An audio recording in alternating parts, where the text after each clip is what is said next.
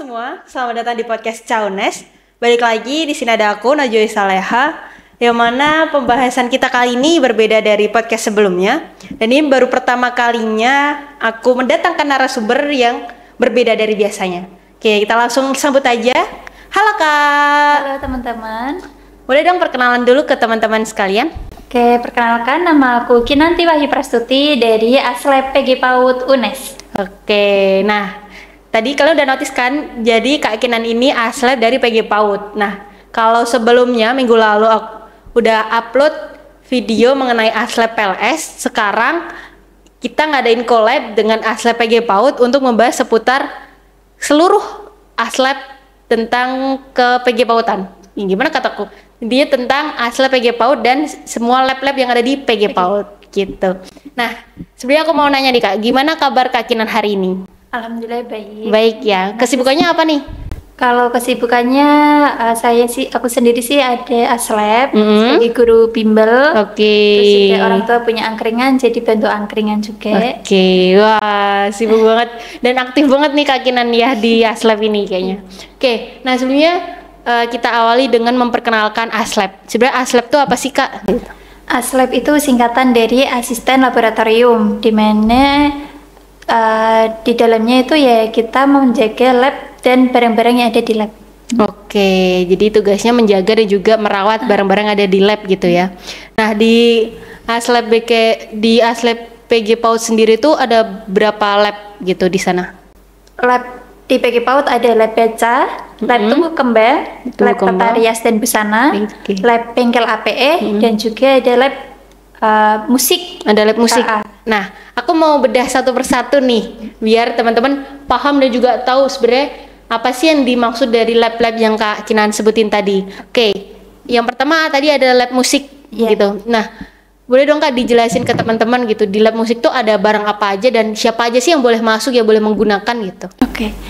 Jadi di dalam lab musik itu ada alat-alat podcast, terus ada gitar, yang gitarnya tuh ada jumlah kurang lebih 14-an. Wow, banyak terus juga. Ada keyboard, ada drum, ada sofa pick gitu. Oh, sofa pick yang di lantai gitu ya. Oke. Gitu, buat yang anak-anak kalau mau main bisa sambil nyantai di situ. Terus dan masih banyak lagi sih. Ada bass juga sama angklung. Wow, ada angklung juga. Ya, pianika juga ada. Dan yang bisa masuk itu sebenarnya semua bisa. Tapi kalau khusus PG PAUD sendiri, mahasiswa cukup menulis nama dan ngambil kunci biasanya di jurusan. Tapi kalau dari prodi lain atau mahasiswa lain bisa konfirmasi ke Aslab dahulu. Untuk peminjaman ruang labnya gitu ya. Nah, kalau semisal ada dari mahasiswa lain gitu, contohnya, semisal aku mau minjem, tadi kan gitar ada banyak tuh ya di PG PAUD. Semisal aku mau minjem gitarnya gitu, boleh nggak sih gitu? Kalau pinjam boleh sih. Aku bawa gitu boleh, tapi tetap ada prosedurnya. Oh, tetap ada prosedurnya gitu. Nah, kalau semisal rombongan nih, aku bawa rombongan terus kayak aku perlu tempat buat ngeband deh gitu. Kalau semisal mau minjem di PG PAUD ruangannya gitu, boleh juga? Ruangannya boleh juga, sama tadi kayak prosedurnya harus ada surat peminjaman dulu. Konfirmasi dari mana? Keren nih, karena kan memang bukan aku sih, karena aku nggak bidangnya di musik teman-teman. Tapi ada beberapa teman-teman yang memang bidangnya di musik dan kadang mereka suka bingung mau di mana ya, mau ngeband di mana ya, atau kayak butuh ruang deh gitu. Dan ternyata aku baru tahu di PG PAUD ada dan boleh gitu ya membuka peluang untuk mahasiswa lain datang ke sana. Wow, boleh nih guys datang ke PG PAUD, tapi tentunya dengan prosedur ya tadi. Nah, terus yang kedua tadi ada lab tumbuh kembang ya? Iya. Itu isinya apa aja Kak? Kalau di lab tumbuh kembang itu isinya ada meja kursi buat praktek belajar dan membaca atau bermain yang bisa meningkatkan kognitif anak, fisik motorik anak. Di antaranya ada mainan yang menyamakan warna atau ada buku-buku cerita dan juga ada kayak buku gitu. Buku yang bisa meningkatkan kognitif bahasa dan sosial emosional anak di situ. Di dalamnya juga ada alat pengukur tumbuh kembang seperti berat badan dan tinggi badan, terus ada perosotan buat anak-anak kan suka tuh main perosotan kayak gitu. Terus ada bola-bola, ada ini juga tempat tidur bayi yang rak susun itu. Di dalamnya juga ada boneka-boneka bayi. Nah, dimana kadang sempat buat praktek mahasiswa buat gimana sih cara memakaikan busana pada bayi kayak gitu. Komplit. Wow, wih, udah kurang lebih kayak mirip taman bermain gitu ya, udah lengkap gitu ya labnya. Ada tadi ada perosotan, ada bola-bola dan segala macam. Nah, kalau buat penggunanya tuh itu mahasiswa semua kayak yang gunain atau semisal pas praktik tuh mendatangkan anak bayinya atau gimana Kak waktu semisal labnya itu digunain gitu?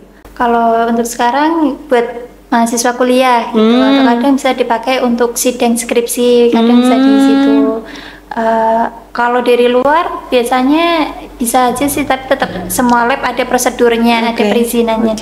Berarti kalau semisal buat praktek tuh tidak mendatangkan anak kecilnya buat kita teliti gitu ya? Kok kita teliti buat gimana ya? Buat ngelihat? Iya, mengukur tumbuh kembangnya. Iya, itu tuh gimana? Juga pernah, tapi waktu itu sama dosen kita. Kebetulan dosen PG PAUD itu ada yang dokter juga, jadi yang benar-benar langsung ke ahlinya gitu. Kalau ada anaknya langsung ya. Kalau sementara kan baru praktek mahasiswa. Kalau anak-anak ya langsung ke dokter dosen kita. Berarti lab itu juga sebenarnya bisa digunakan buat anak-anaknya langsung gitu, tapi yang mengukur dan segala macamnya itu dosennya. Tetap dosen. Ya, tapi buat mahasiswanya buat itu kali ya, anak boneka gitu, pakainya boneka gitu buat apa tadi, buat belajar ganti baju atau pakaian gitu tuh pakainya boneka. Berarti boneka atau ya boneka? Boneka kalau di ruang itu, tapi pernah juga kita mengukur itu langsung ke lembaga, langsung ke anak, jadi anaknya nggak diajak ke sini. Tapi kitanya yang ke sana? Iya, mahasiswanya yang ke sana. Wow. Kalau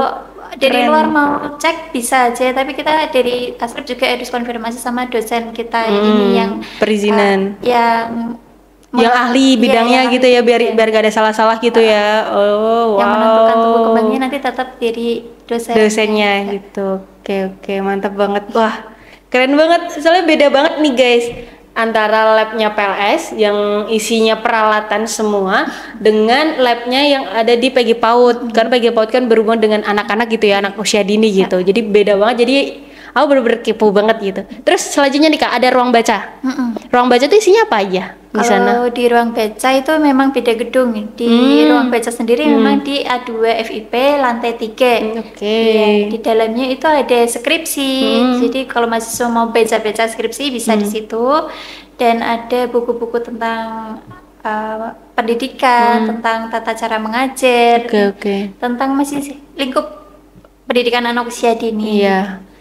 Oke, nah siapa aja yang boleh masuk di sana dan boleh pinjem? Itu hanya mahasiswa PG PAUD kah atau mahasiswa lain juga boleh? Oke, sebenarnya kalau mahasiswa sih semua boleh. Tapi kalau untuk peminjaman tetap pakai KTM. Jangan lupa pakai KTM. Sebenarnya semua bisa baca di situ kan. Ilmu juga harus dibagi ya. Iya, benar-benar. Pengen tahu nih anak usia dini gimana gitu. Bisa baca-baca di lab bacanya UNES, PG PAUD UNES. Wah, keren banget. Soalnya aku beberapa temanku nih berpikiran bahwa ruang bacanya PG PAUD atau ruang bacanya PLS ya punya masing-masing jurusan. Kita nggak boleh nyebrang gitu loh, ibaratnya kita nggak boleh ke PG PAUD, kita nggak boleh ke BK dan lain sebagainya. Padahal sebenarnya boleh-boleh aja gitu ya. PLS pun mau buka peluang buat teman-teman kalau semisal dari jurusan lain, khususnya jurusan PG PAUD gitu ya, mau datang ke PLS, ke ruang baca PLS, sok silahkan gitu. Boleh gitu baca di sana boleh.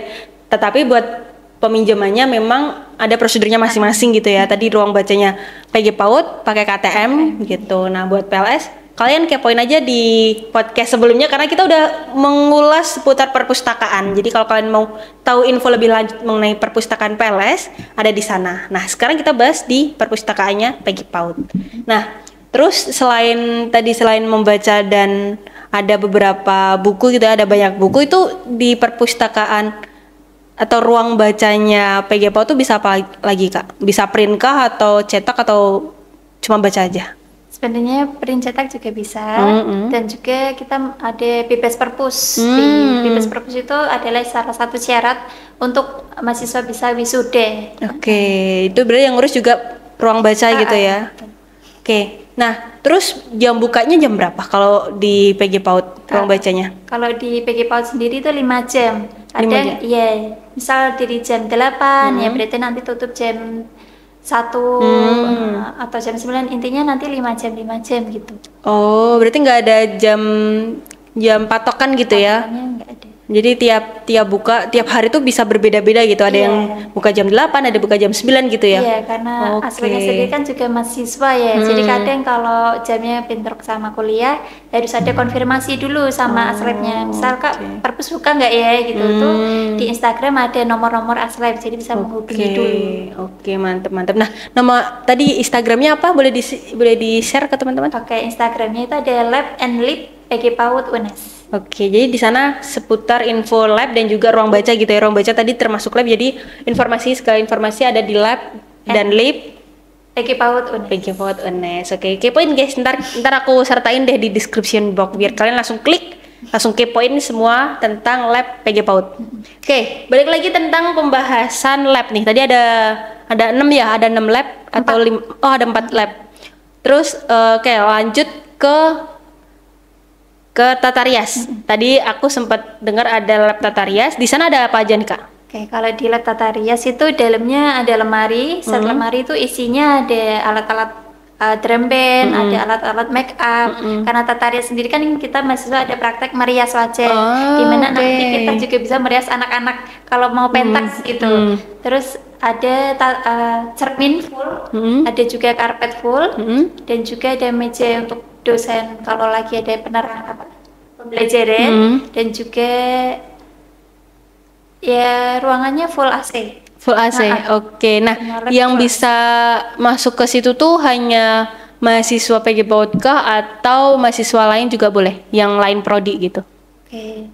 Masih sama, kalau PG PAUD tetap bisa, tinggal tulis nama dan ngambil kunci. Tapi kalau untuk luar prodi harus ada perizinan dulu.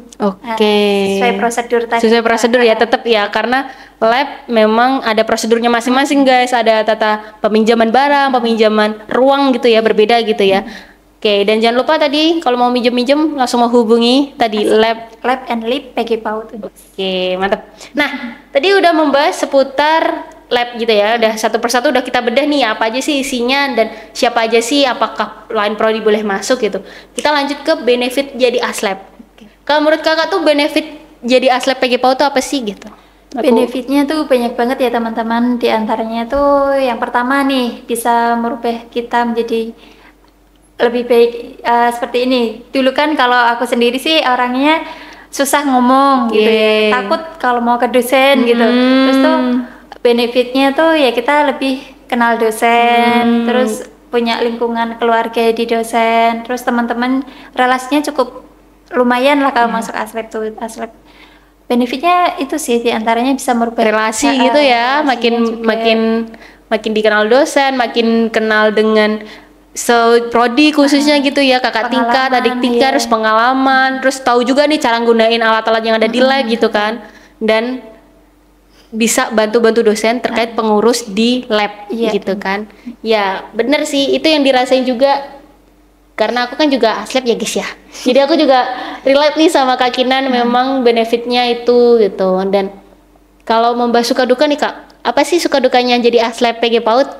Suka dukanya ya teman-teman, sukanya itu ya tadi senang karena punya keluarga di prodi. Dosen itu sendiri tuh sudah aku anggap kayak keluarga banget, karena ya itu sering dimintai tolong tuh enak gitu. Terus kalau dukanya sendiri ya karena kita dikenal dosen, mau nggak mau kita jadi mahasiswa tuh janganlah telat-telat gitu tuh malu banget kalau ada tugas tuh deadline-nya kalau mepet deadline gitu ya, ngerasa aduh terlambat, ini kenapa terlambat gitu kan, ketahuan gitu, langsung ke notice gitu ya. Karena tadi udah dikenal dari dosen, jadi kayak wah Kinan nih belum ngumpulin gitu, langsung kayak wah langsung namanya keinget selalu gitu. Iya sih, relate banget, lagi-lagi relate banget sama aku juga sebagai aslab tuh. Kalau dikatain duka juga bukan yang duka gimana-gimana sih, lebih ke ya namanya juga mahasiswa, kadang kan deadline dikit-dikit gitu. Wajar-wajar aja gak sih guys? Kalian juga mahasiswa kayak gitu kan pasti gitu. Tapi ya namanya aslab yang kita dikenal sama dosen gitu, apa ya, bukan beban sih, lebih ke wah aku harus tepat waktu, aku harus tepat waktu gitu tuh lebih kerasa banget gitu ya tuntutannya. Oke. Jadi semangat juga sih. Jadi semangat juga gitu ya. Jadi motivasi kita biar gak deadline gitu ya. Terlambat lagi gitu. Oke, mantep banget. Nah, buat kepengurusan, lanjut ke pengurusan gitu ya. Aku kepo nih. Sebenarnya satu periodenya Aslab PG PAUD ada berapa orang dan berapa lama, berapa semester gitu? Oke, kalau Aslabnya PG PAUD sendiri itu ada 5 orang dan untuk periodenya itu nggak tentu ya. Jadi misal kita udah gabung dari awal semester, oh nanti semester 6 harus keluar ya, udahan gitu, enggak gitu. Jadi kita masih dikasih kesempatan nih, misal lagi skripsi masih seneng nih masuk Aslab masih bisa, oh ya boleh dipersilakan. Tapi ya itu tadi kalau semester tua nggak diwajibin buat terus ikutan gitu, karena kan kesibukannya juga harus skripsian gitu ya, tanggung jawab buat segera lulus gitu. Jadi nggak yang kalian fokus di Aslab terus gitu ya, tapi juga mempertanggungjawabkan kalian juga jadi mahasiswa, jadi mempertanggungjawabkan tugas kalian jadi mahasiswa gitu ya. Oke, berarti tadi dari awal semester boleh sampai akhir semester gitu boleh. Nah, kira-kira deket-deket ini bakalan oprek gak atau gimana sih periode opreknya gitu? 2 tahun sekali kah atau 2 semester sekali kah atau gimana? Oke, kalau akhir-akhir ini belum buka lagi ya. Soalnya ya itu tadi kalau kita oprek itu kalau memang Aslabnya itu ada yang keluar atau kita kekurangan dan kerepotan, kita tetap oprek lagi. Nah itu untuk persyaratan ya tadi. Kalau persyaratannya itu intinya masih mahasiswa yang asli Semarang ya teman-teman, karena tugas Aslab itu kan takutnya kalau ada hal yang mendadak dan kita sebagai mahasiswa rantau misal masih di tanah rantau, tanah aslinya itu bakal kerepotan. Jadi kita tetap cari yang asli Semarang tuh terutama. Jadi biar kalau ada tugas langsung bisa satset datang gitu. Iya bener banget. Ini gak beda jauh dari Aslabnya PLS juga. Karena Aslabnya PLS juga sama Kak, kita memprioritaskan yang dari Semarang dulu. Tapi buat angkatanku nih, angkatan 21 22 nih banyak banget yang dari rantau Kak. Jadi ya gitu, kalau semisal ada tugas dadakan apalagi di liburan, ya mereka lebih effort gitu buat beli tiket, buat kesini gitu ya, tapi itu udah termasuk dari konsekuensi dan juga bentuk tanggung jawab gitu ya. Tapi emang yang diutamakan kalau di PG PAUD tadi yang asli Semarang. Oke, mantep banget. Nah terus aku kepo nih Kak, kalau di punya aku ya, kalau di Aslabnya PLS itu tuh kita sering banget nih kalau misal dosen lagi ngadain acara kita terlibat. Khususnya kalau misal ada akreditasi. Aslab tuh diminta buat dokumentasi atau menyiapkan nata-nata lab gitu. Nah kalau di PG PAUD tuh sama nggak sih gitu? Iya sama juga. Sama ya? Oh berarti kalau misal ada akreditasi, Aslab juga sibuk dong ya? Aslab PAUD juga sibuk gitu ya? Iya sibuk untuk merapi-rapikan lagi biar bagaimana sebaiknya lah. Oke.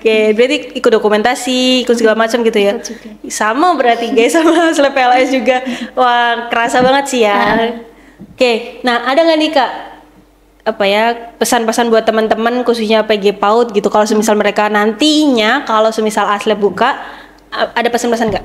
Kayak pesan-pesan buat teman-teman yang mau join ke Aslab PG PAUD terutama jika kalian berani melangkah dan mengambil kesempatan itu, kalian harus juga siap bertanggung jawab. Ingat tujuan awal kalian gabung itu untuk apa, jadi kalian harus bisa apa ya, istiqomah mempertanggungjawabkan sampai akhir gitu ya. Sampai akhir gitu.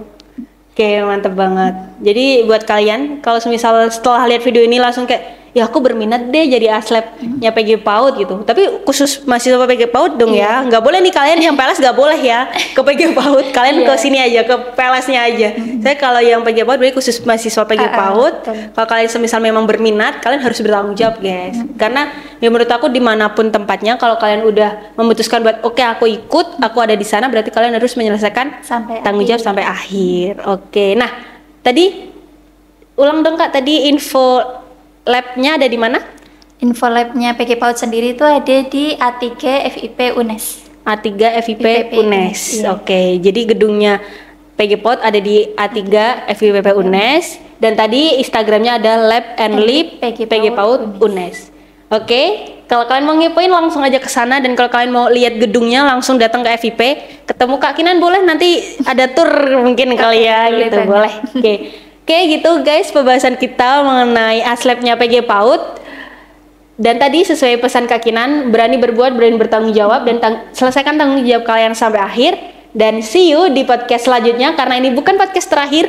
Nanti bakal ada nih collab-collab dengan Aslab yang lain juga, yang masih FIPP.